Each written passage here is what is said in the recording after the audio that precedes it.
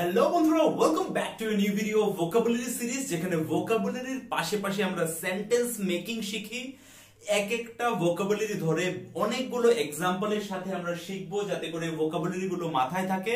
পাশাপাশি sentence making skill যেন আমাদের বিল্ড আপ হয়।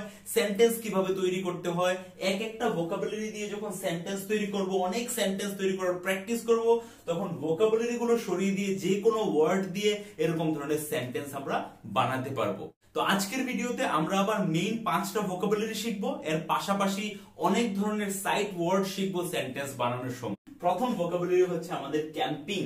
ক্যাম্পিং মানে হচ্ছে শিবির। আজকের দিনে ক্যাম্পিং কথাটা খুবই প্রচলিত, কারণ মানুষ নিজের ডে টু ডে স্কেডিউল থেকে একটু বাইরে গিয়ে, শহর থেকে দূরে কোথাও পাহাড়ে বা এরকম ন্যাচারাল লোকেশনে ক্যাম্পিং করে, তাঁবু টাঙিয়ে ক্যাম্প লাগিয়ে ওখানে একদিনের জন্য থাকে, ওইখানে নাইট আউট করে, ওইখানে পাহাড়ে হাইকিং করে, ট্রেকিং করে, মাউন্টেন ট্রেকিং করে, আবার নিচে এসে ক্যাম্পিং এ থাকে। সো ক্যাম্পিং ওয়ার্ডটা আজকের দিনে খুব প্রচলিত। এসব ক্যাম্পিং দিয়ে কিছু সেন্টেন্স বানানো শিখি। Camping is one of the most adventurous activity for me. এবার এখানে আরেকটা ওয়ার্ড কি আছে, অ্যাডভেঞ্চারাস। অ্যাডভেঞ্চার মানে কি?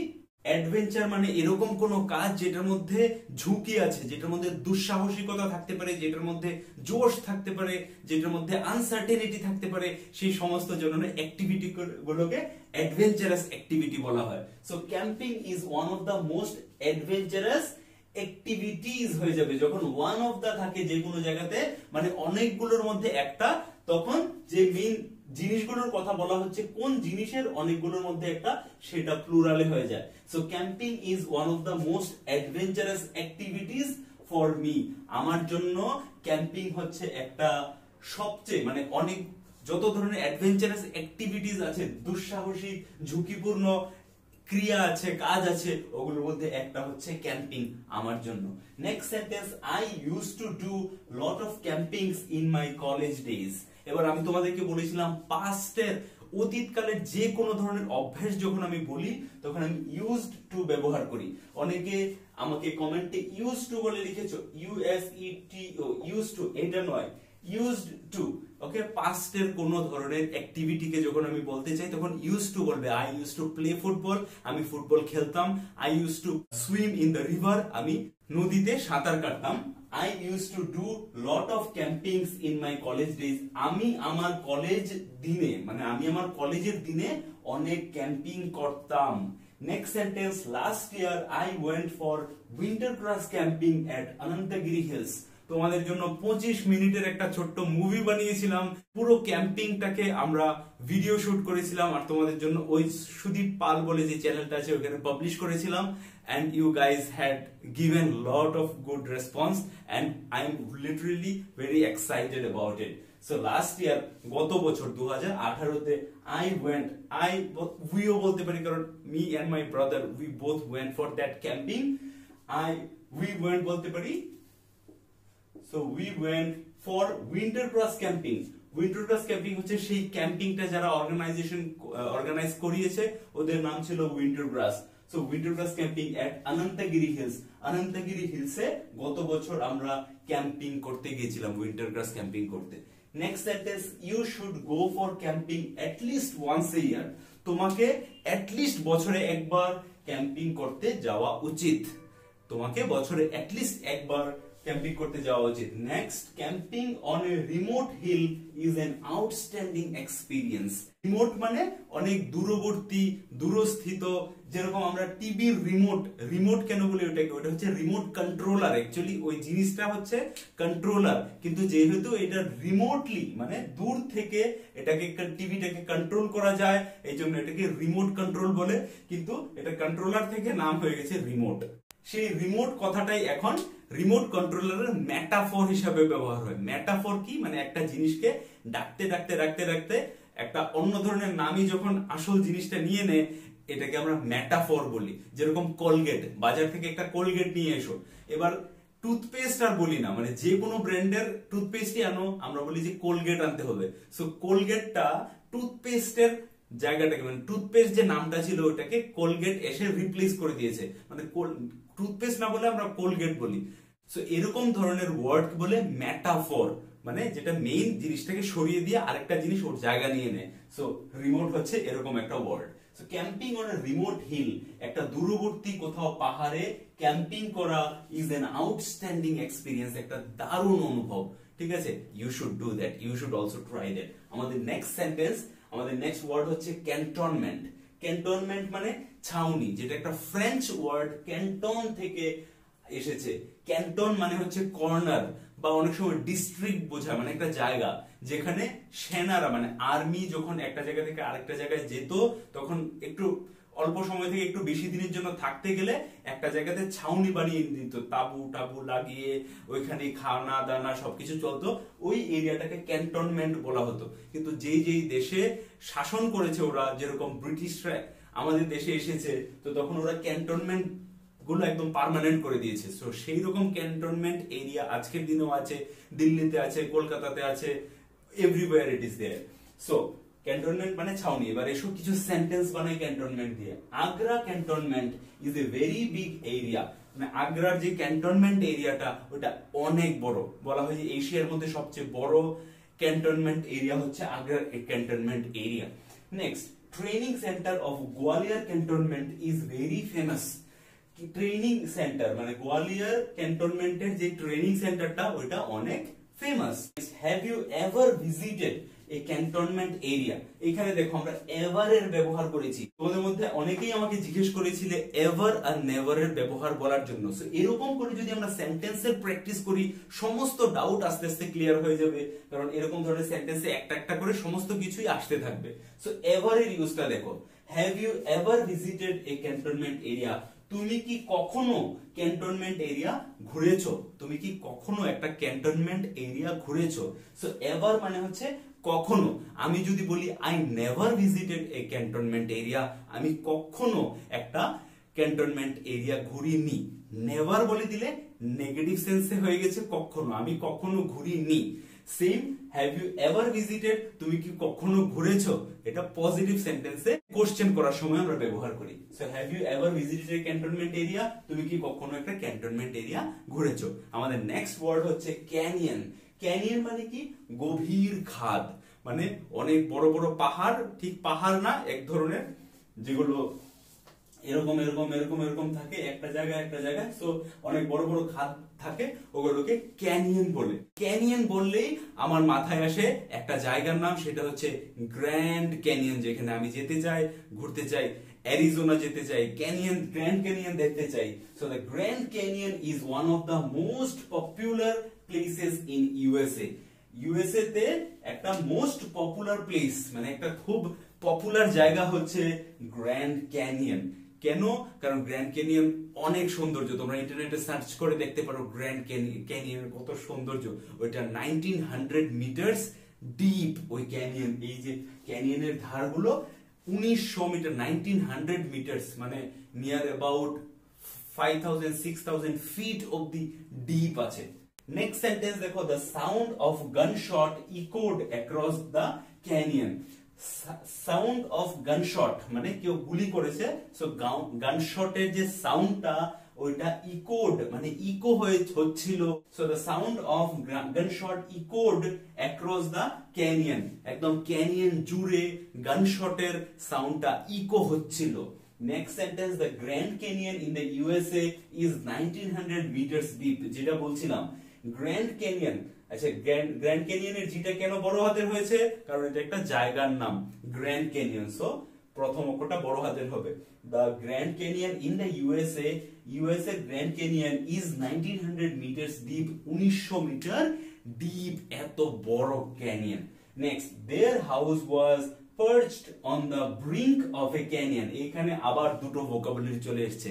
বলার জন্য আমরা 5টা ভোকাবুলারি শিখবো বলেছি, মানে 5টা ভোকাবুলারি দিয়ে সেন্টেন্স বানাবো, কিন্তু সেন্টেন্স বানাবার সময় কিন্তু অনেক ওয়ার্ড আসছে যেগুলো আমাদের শিখতে হচ্ছে। সো দেয়ার হাউস, ওদের বাড়িটা, ওয়াজ পার্চড। পার্চড মানে কি? অনেক উপরে স্থিত, অনেক উপরে স্থাপিত। সো পার্চড মানে হচ্ছে স্থাপিত, উপরে কোথাও স্থাপিত। So their house was perched, ওদের বাড়িটা স্থাপিত ছিল on the brink। brink মানে কিনারা, brink মানে কিনারা। So brink of a canyon, এই যে বললাম ক্যানিয়ন গুলো এরকম ধরনের ধারালো, অনেক লম্বা লম্বা, তো একটা একটা ক্যানিয়নের কিনারায় ওদের বাড়িটা স্থাপিত ছিল। দেয়ার house was perched on the brink of A canyon. চাইলে স্ক্রিনশট নিয়ে নিতে পারো। এটা হচ্ছে আমাদের নেক্সট স্লাইড, যারা স্ক্রিনশট নিতে চাও এখন নিয়ে নাও। আমাদের নেক্সট ওয়ার্ড হচ্ছে ক্যাপাসিয়াস। ক্যাপাসিয়াস মানে হচ্ছে সুপরিসর বা যে কোনো জিনিস যেটার ধারণ ক্ষমতা অনেক বেশি, মানে যেটার মধ্যে অনেক জায়গা, সেটা হচ্ছে ক্যাপাসিয়াস। এসব কিছু সেন্টেন্স বানাই আর সেন্টেন্স বিল্ডিং স্কিল ইমপ্রুভ করি। The room is capacious enough to hold a large number of guests. Room is capacious enough. রুমটা, ঘরটা যথেষ্ট ক্যাপাসিয়াস মানে যথেষ্ট বড়। এই ক্ষেত্রে ক্যাপাসিয়াস কে শুধু বড় বলতে পারি, এক ক্ষেত্রে বলতে পারবো যে এর ধারণ ক্ষমতা অনেক বেশি, মানে আইডিয়াটা থাকবে যে জিনিসের ভিতরে অনেক জায়গা আছে, সেই জিনিসটাকে আমরা ক্যাপাসিয়াস বলবো। So the room is capacious enough. Enough মানে হচ্ছে যথেষ্ট, রুমটা যথেষ্ট বড় টু হোল্ড নেওয়ার জন্য বা ধরার জন্য, ধারণ করার জন্য a large number of guest, অনেকগুলো গেস্ট মানে অতিথি ধারণ করার জন্য, মানে অনেকগুলো অতিথিকে জায়গা দেওয়ার জন্য রুমটা যথেষ্ট বড়। নেক্সট সেন্টেন্স, রাহুল বট এ ক্যাপাসিয়াস কার। রাহুল একটা ক্যাপাসিয়াস গাড়ি কিনেছে, একটা কার কিনেছে যেটার মধ্যে অনেক জায়গা। হ্যাভ ইউ সিন ইট বা হ্যাভ ইউ সিন দ্যাট, তুমি কি ওটা দেখেছো, তুমি কি ওটা দেখেছো। হ্যাভ ইউ সিন ইট, তুমি কি ওকে দেখেছো। হ্যাভ ইউ সিন হিম, তুমি কি ওই জায়গাটা দেখেছো। Have you seen the place, তুমি কি ওই লোকটাকে দেখেছো। Have you seen that man বা have you seen that person. Okay, so next sentence আমাদের, our new flat is not as capacious as our village home. আচ্ছা, আমরা বাঙালিরা কিভাবে বলি ভিলেজ, কি বলি ভিলেজ। ভিলেজ মানে হচ্ছে গ্রাম, কিন্তু প্রনাউন্সিয়েশনটা ভিলেজ নয়, ইটস ভিলেজ। ভিলেজ আমি যদি ইংরেজিতে লিখি VILIZ, কি উচ্চারণ হবে VILIZ, ভিলেজ। এই উচ্চারণটা হচ্ছে ভিলেজের, যেটাকে আমরা ভিলেজ বলি। So our new flat is not as capacious as, এটাও তোমাদের সাজেস্টেড টপিক, তোমাদের ভিডিও বানাতে বলেছিল, যেরকম as more as many as much as, এরকম করে অ্যাজ ক্যাপাসিয়াস অ্যাজ মানে কি, মানে our new flat is not as capacious as, মানে আমাদের নতুন ফ্ল্যাটটা এতটা বেশি ক্যাপাসিয়াস না। কার থেকে, মানে কোন একটা জিনিসের সাথে যখন কম্পেয়ার করি তখন as good as many as এইসব ধরনের ওয়ার্ড আমরা ব্যবহার করি। as ক্যাপাসিয়াস as কিসের থেকে বেশি ক্যাপাসিয়াস নয়, আওয়ার ভিলেজ হোম আমাদের গ্রামের বাড়ির থেকে। তো কথার মানে হচ্ছে আমাদের নতুন ফ্ল্যাটটা আমাদের গ্রামের বাড়ির মতো এত ক্যাপাসিয়াস নয়, এত বড় নয়। Next sentence, how you guys stayed in a single tent. Tent মানে কি তাঁবু। তো যেটা ক্যাম্পিং আমরা দেখেছিলাম যে ক্যাম্পিং এ গিয়ে তাঁবুতে থাকতে হয়। So how you guys stayed, guys মানে কি, গাইজ হচ্ছে একটা নতুন মডার্ন ওয়ার্ড, মানে বন্ধুদেরকে বা একের থেকে বেশি বন্ধুদের বা সমবয়সীদের, ছোটদের যখন আমরা অ্যাড্রেস করি তখন গাইজ বলা যেতে পারি, বলতে পারি guys. Okay, so how you guys stayed in a single tent, তোমরা কিভাবে একটা সিঙ্গেল মানে একটা টেন্টের মধ্যে কিভাবে ছিলে। I thought, আমি ভেবেছিলাম, it is not so capacious, আমি ভেবেছিলাম এটা এত ক্যাপাসিয়াস হবে না, এত জায়গা নেই, বাট তোমরা এত কজন এটার ভিতরে কিভাবে থেকেছিলে। ওকে, আমাদের নেক্সট ওয়ার্ড হচ্ছে ক্যাপাসিটর। ক্যাপাসিটর কি, ক্যাপাসিটর কে বাংলায় যদি বলি তড়িৎ ধারক। এবার সবাই জানি ক্যাপাসিটর আমাদের ফ্যানের মধ্যে লাগানো থাকে, মোটরের মধ্যে লাগানো থাকে, যে কোনো ধরনের মোটর, পাম্প মোটর হোক বা মিলের মোটর হোক, সব ধরনের মোটরের মধ্যে ক্যাপাসিটর লাগানো থাকে। ক্যাপাসিটরটা কি, ক্যাপাসিটরের কাজ কি, তড়িৎ ধারক, মানে ইলেকট্রিসিটিকে ধরে রাখে। আর ওই তড়িৎটা কোন সময় কাজ হয়, যখন আমরা সুইচ অন করি তখন ইনিশিয়াল যে টর্কটা, ঘোরার জন্য যে ইনিশিয়াল টর্কটা দরকার পড়ে, ধাক্কাটা দরকার পড়ে, ওইটা ক্যাপাসিটর থেকে আসে।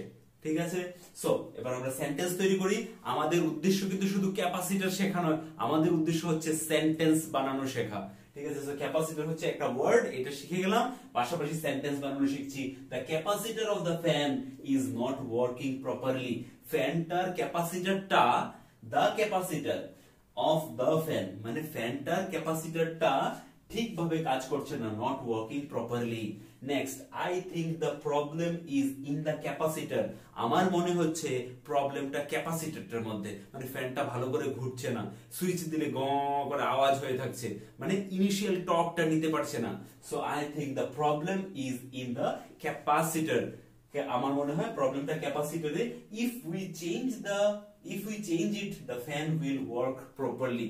যদি আমরা এটাকে চেঞ্জ করে দিই, মানে যদি আমরা ক্যাপাসিটরটাকে চেঞ্জ করে দিই, তাহলে ফ্যানটা ঠিকভাবে কাজ করতে লাগবে। Next sentence, capacitors are used in various electrical equipments. Capacitor গুলো ব্যবহার করা হয়, capacitors are used in various electrical equipments. অনেক ধরনের ইলেকট্রিক্যাল ইকুইপমেন্টে ব্যবহার করা হয়। ইভেন ইলেকট্রনিক সার্কিট বোর্ডের মধ্যে ক্যাপাসিটর ইউজ করা হয়। ক্যাপাসিটর মানে এরকম না যে এত বড় বড়ই হবে আর বড় বড় জায়গায় ব্যবহার হবে। সার্কিট বোর্ডের মধ্যে ছোট্ট ছোট্ট ক্যাপাসিটর ব্যবহার করা হয় ইলেকট্রনিক সার্কিট বানানোর জন্য। Next sentence, what is the price of this capacitor. এই ক্যাপাসিটরটার দাম কত?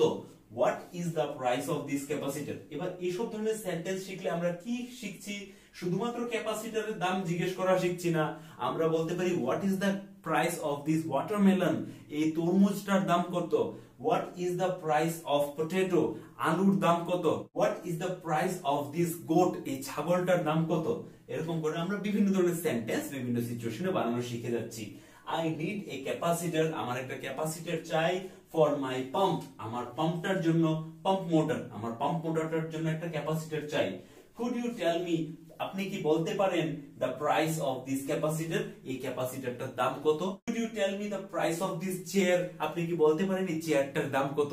এরকম করে আমরা বিভিন্ন ধরনের সিচুয়েশনে কিন্তু সেন্টেন্স বানানো শিখে যাব যদি এই উদাহরণগুলো তোমরা প্র্যাকটিস করো এবং এরকম ধরনের আরো নতুন নতুন সেন্টেন্স নিজে থেকে বানানোর এবং বলার রোজ প্র্যাকটিস করো। So practice everyday. Speak English fluently, flawlessly and confidently. All the best. ভিডিওটা ভালো লেগে থাকলে একটা লাইক করে দেবে, বন্ধুদের সাথে শেয়ার করবে। দেখা হবে আবার নতুন কোনো ভিডিওতে। ততক্ষণের জন্য take care, keep learning, keep sharing, keep growing.